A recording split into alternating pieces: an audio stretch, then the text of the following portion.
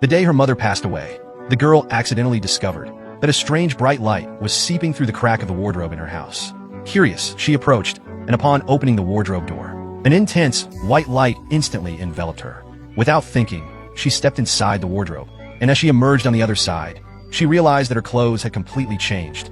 Stepping outside and looking around, she noticed that the place was very similar to her home, but with an atmosphere that felt completely different, one that seemed to belong to a past era. As she observed this familiar yet strange environment, a young woman ran past her, and she was none other than her mother as a young girl.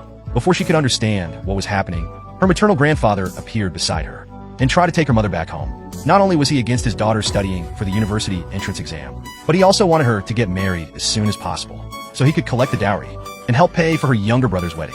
It was then that the girl realized she had traveled back in time to the 1980s, and her main mission was to prevent her mother from falling into the same tragic fate as in her previous life. In her past life, her mother, unable to take the exam, married a problematic man and ended up suffering from domestic violence.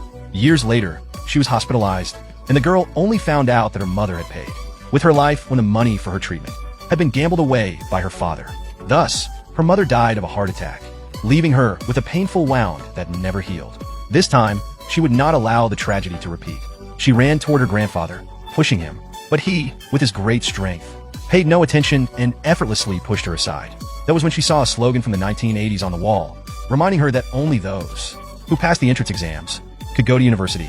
Her mother had once told her that her greatest dream was to attend university and change her fate so she wouldn't have to marry the man who had mistreated her.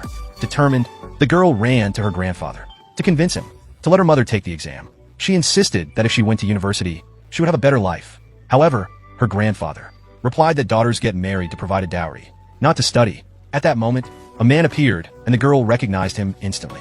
It was her father, the same cruel man who had abused her and her mother. Filled with rage, she grabbed an iron shovel and charged at him, scaring her father, who ran across the yard in fear. As he fled, he kept asking who she was. The girl chased after him, shouting for him to get lost. In that moment, her grandfather took the opportunity to drag her mother away.